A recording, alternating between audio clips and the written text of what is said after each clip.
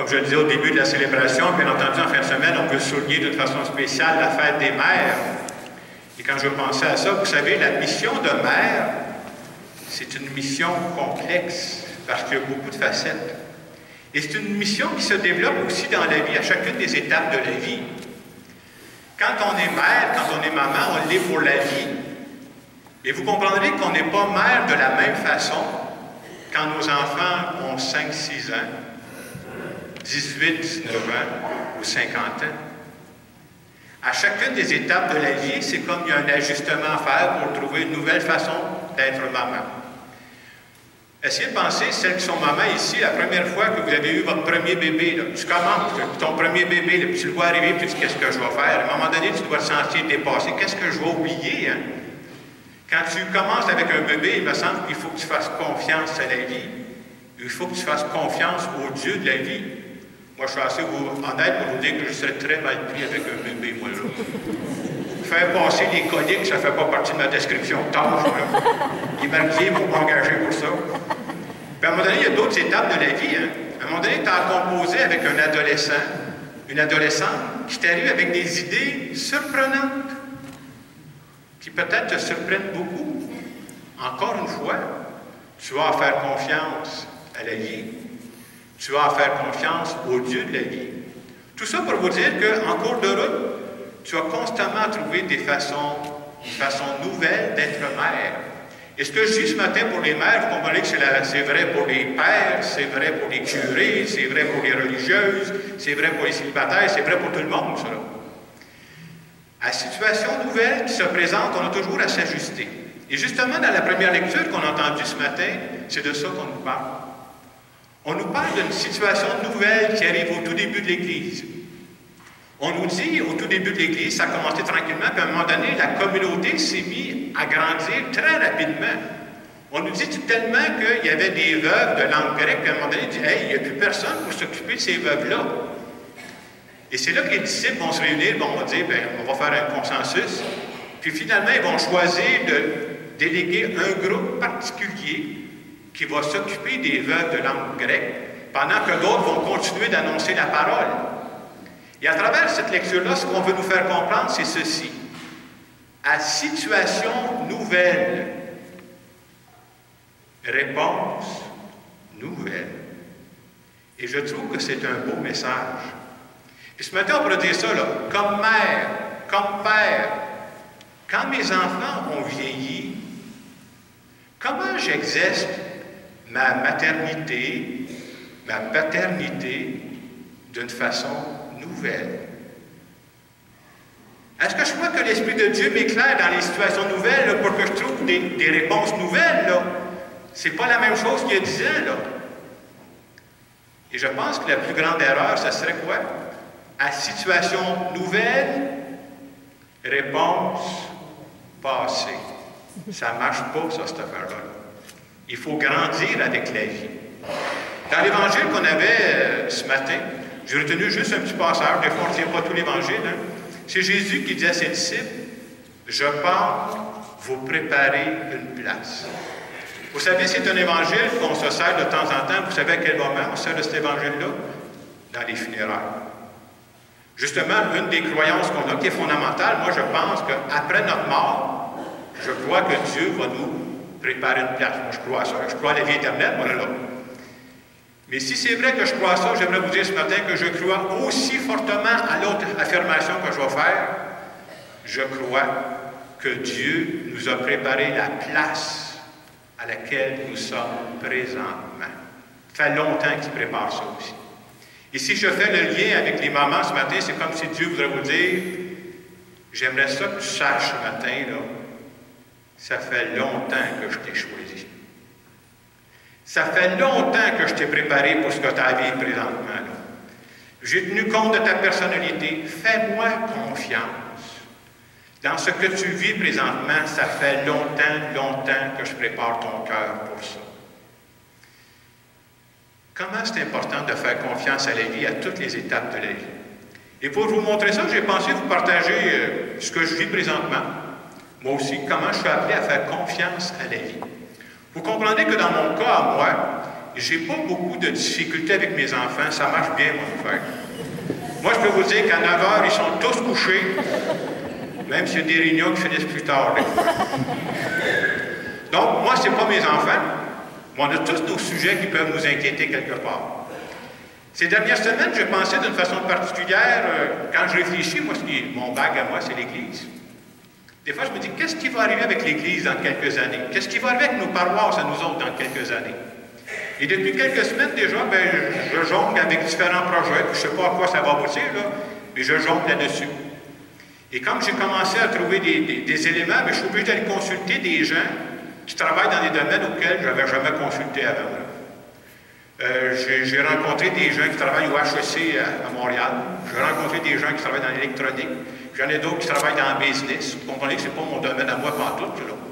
Alors, j'écoute tous ces gens-là pour éclairer un peu le projet que j'aimerais bâtir. Et depuis quelques semaines, j'ai commencé à lire des expériences qui se vivent aux États-Unis. Alors, j'ai fait lire des livres des États-Unis. Et je lis en anglais. Je ne suis pas bilingue, moi, mais je lis en anglais. Et comme toute personne, je pense que ça va être comme ça quand on est maman avec nos enfants, qu'est-ce qu'on fait? Puis avec nos projets, c'est ce que je fais. Quand je prie de ce temps-là, je présente toujours à Dieu les projets de mon cœur. Et ce qui m'arrive de spécial depuis un bout de temps, ça ne m'était jamais arrivé avant, ça doit être le fait que je lis en anglais. Il me semble que c'est la première fois de ma vie. Dieu me répond en anglais. Vous comprenez que Dieu ne me répond pas comme moi je vous parle là, c'est pour ça que je vais dire que je n'ai pas perdu la boule complètement. Mais je peux vous dire sincèrement que quand j'ai fini de lire ou quand j'ai fini de prendre un moment de prière, il y a un message qui monte continuellement à l'intérieur de mon cœur quand j'ai fini de prier de ce temps-là. Et Dieu sait que je ne suis pas bilingue, fait qu'il doit dire, je ne forcerai pas trop, Jacques, là, 3 mots. Il dit juste 3 mots. Les 3 mots sont just, trust, me. Just trust me. Fais juste me faire confiance. Fais ta part, par exemple. Reste pas assis sur ton steak. Là. Fais ta part. Mais quand tu auras fait ça, just trust me. Fais juste me faire confiance. Et je me suis dit, ce matin, ça peut être un message que Dieu voudrait adresser d'une façon particulière à tous les mamans qui sont ici. Hein. Être maman, c'est souvent faire face à des situations où on se sent dépassé. Et probablement que Dieu voudrait vous dire ce matin, devant les situations où vous vous sentez dépassé, just trust me. Avec tout ce qui bouge dans votre famille présentement, puis si vous tenez ça à cœur, hein, cette affaire-là, ce qui se passe dans vos familles, là, Dieu voudrait vous dire ce matin, just trust me. Avec ton enfant qui est malade, puis ça t'inquiète, tu ne sais pas comment ça va tourner, là, Dieu voudrait dire ce matin, just trust me. Avec ton enfant qui est pris dans une situation fâcheuse, tu n'as même pas en parler à tes amis, tu auras honte probablement. Là. Dieu veut dire ce matin, just trust me.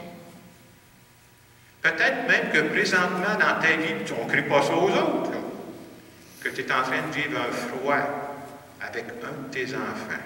Et ça fait mal au cœur, ça. Là. Tu ne sais pas comment ça va finir. Probablement que Dieu veut dire ce matin, just trust me. Il y a peut-être des mamans qui sont ici là, dans l'assistance et disent hey, moi j'avais mon mari puis il est mort. Là. Quand c'était le temps de parler de nos enfants, on s'en parlait ensemble, on s'éclairait l'un l'autre, il n'est plus là. Qu'est-ce que je fais? Dieu dirait just trust me. Alors ce matin, qu'on soit des mères, qu'on soit des pères, qu'on soit des curés, qu'on soit des célibataires, tout ce que vous êtes là, on a tous des sujets qui nous inquiètent. Et c'est comme si toute la parole de Dieu ce matin, le Seigneur vient nous dire, fais ta part, là, mais après ça, là, fais juste me faire confiance. Alors, dans le moment de silence qui va suivre, je vous invite à présenter un peu, tantôt je vais offrir le pain puis le vin, là. Présentez présentement les sujets qui vous tiennent à cœur et qui vous inquiètent. On va présenter ça à Dieu ce matin. Là. Puis après ça, quand vous l'aurez présenté, faites silence. Et vous serez peut-être surpris ce matin que pour la première fois de votre vie, Dieu pourrait vous répondre en anglais. Just trust me. Sur le métier de ta patience, au fil du jour et de l'effort,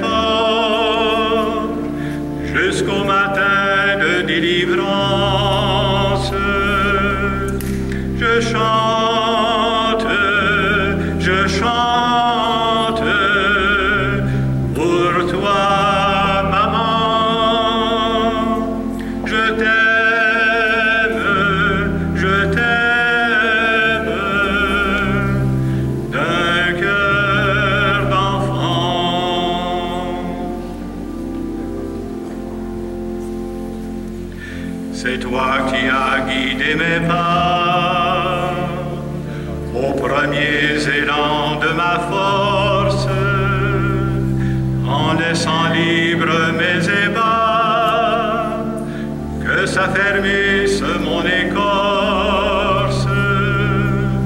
Je chante pour toi, maman. Je t'aime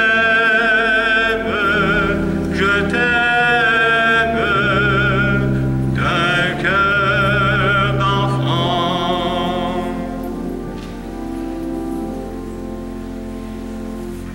C'est toi qui as séché mes pleurs au temps fragile de mes chutes, en préparant déjà mon cœur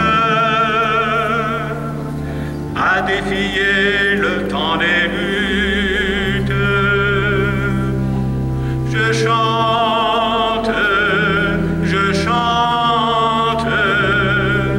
pour toi, maman.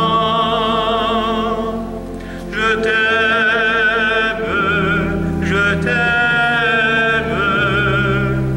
d'un cœur d'enfant. C'est toi qui m'as appris le nom du Dieu qui ressemble à un père et qui de la même façon m'a donné du pain et des frères. Je chante pour toi, maman. Je t'aime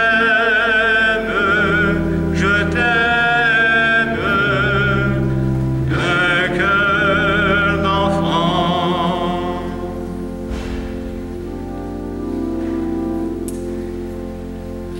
C'est toi qui frappes maintenant à la porte de ma présence, et moi je n'ouvre pas souvent. Pardonne-moi ces longs silences. Ensemble, je chante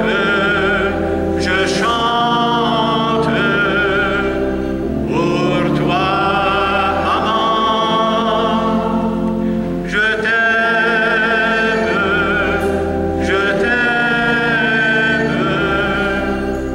d'un cœur d'enfant. J'ai demandé ce matin à notre organiste d'essayer quelque chose. J'aimerais ça qu'on reprenne le refrain du chant a cappella. C'est-à-dire que je veux vous entendre. J'ai demandé à Mme Tanguay, aidez-nous à partir, s'il vous plaît, et après ça, lâchez-nous lousse. On va essayer ça ensemble. Je chante